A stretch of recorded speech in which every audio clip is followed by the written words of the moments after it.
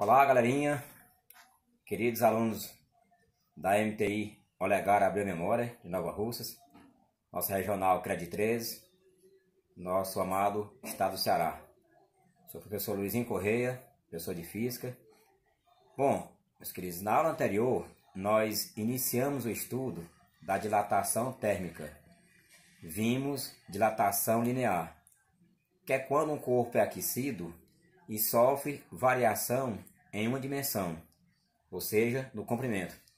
Nós, inclusive, demos exemplos de uma ponte que ia ser construída e os engenheiros queriam saber qual a junta de dilatação. Demos exemplos dos fios, dos portes e assim por diante. Hoje, na nossa aula de hoje, nós iremos ver dilatação superficial. Dilatação superficial, meus queridos, é a dilatação que se caracteriza pela variação na área superficial do corpo. Ou seja, o corpo sofre uma variação em sua área, largura e comprimento. Como esse exemplo, nós temos aqui uma placa que ela tem uma área inicial, uma área de origem, a temperatura inicial TI, aí ela é aquecida, chegando a uma temperatura final TF, tendo assim uma área final, área F.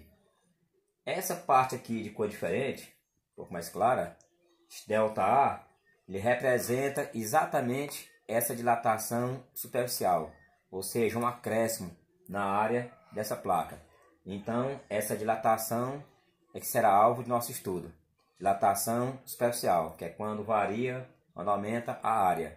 Pode ser de um quadrado, de uma área de circunferência, assim por diante.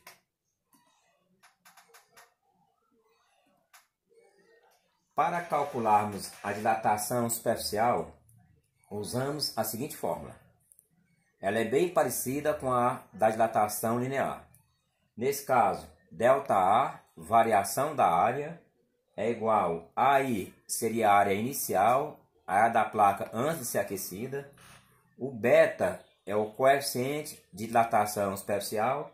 ΔT, já sabemos, variação da temperatura. Então aqui está os dados de cada um. ΔA, variação da área. Aí, área inicial. O beta é o coeficiente de dilatação superficial. ΔT, a variação da temperatura. Uma observação muito importante.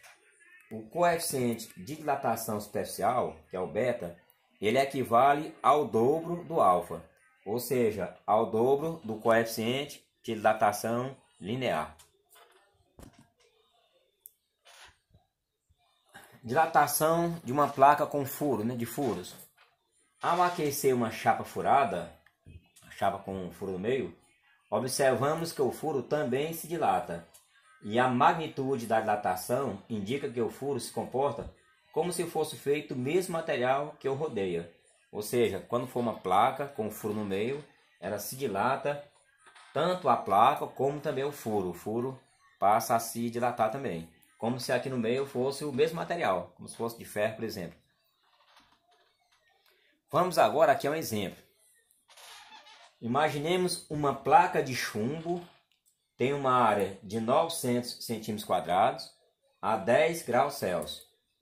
Determine a área de sua superfície a 60 graus Celsius, sendo o coeficiente de dilatação linear do chumbo entre 10 a 60 graus Celsius um valor de 27 vezes 10 a menos 6 graus Celsius negativo. Então, nós vamos corrigir este exemplo em outro espaço, utilizando um quadro improvisado, ok? Ok? Então vamos lá, relembrando a atividade. Nós temos uma placa de chumbo de área 900 cm². O coeficiente de dilatação linear dessa placa é 27 vezes 10 a menos 6. E ela vai sofrer uma variação de temperatura de 10 a 60 graus Celsius. Então temos os dados. O beta, que é o coeficiente de dilatação superficial, é o dobro do alfa, ou seja, 2 vezes o alfa. Como o alfa, que é o coeficiente de dilatação linear, é 27 vezes 10 a menos 6, então o beta será 2 vezes 27 vezes 10 a menos 6, que equivale a 54 vezes 10 a menos 6. Esse é o coeficiente de dilatação superficial dessa placa. A variação da temperatura, como nós vimos no exemplo, ele vai de 10 até 60 graus. Então a variação seria temperatura final, 60, menos temperatura inicial, que é 10, ou seja, 50 graus Celsius. Pegamos a fórmula, ΔA, variação da área, é igual a I, área inicial, o beta, coeficiente de dilatação superficial da placa, ΔT, variação da temperatura. ΔA, variação da área, é igual a área inicial, 900 centímetros quadrados, vezes o coeficiente, que é o beta, 54 vezes 10 a menos 6, vezes a variação da temperatura, que é 50. Multipliquemos 900 vezes 54 vezes 50. Vai dar 2.430.000. 900 vezes 54 vezes 50, multiplicamos, dá 2.430.000. E a gente repete o 10 a menos 6, vezes 10 a menos 6. Agora, para eliminar esse 10 a menos 6, vamos voltar aqui 6 casas decimais, da direita para a esquerda. Ficou 2,43 centímetros quadrados. Essa é a variação, é o tanto que a área da placa aumentou. Mas a atividade quer saber a área final da placa. É só pegarmos essa área que aumentou mais a área inicial, que está. A área final é igual à área inicial da placa mais ΔA, que é a variação da área, ou seja, a dilatação superficial dessa placa. A área final é igual a 900, que é a área inicial, mais 2,43, que deu um total de 902,43 centímetros quadrados. Então, essa é a área final dessa placa, que sofreu uma variação de temperatura de 10 a 60 graus, de acordo com esses dados. Então, meus queridos, nós temos vários exemplos que podemos utilizar. Por exemplo, nós podemos lembrar aí muitos nossos alunos moram no interior.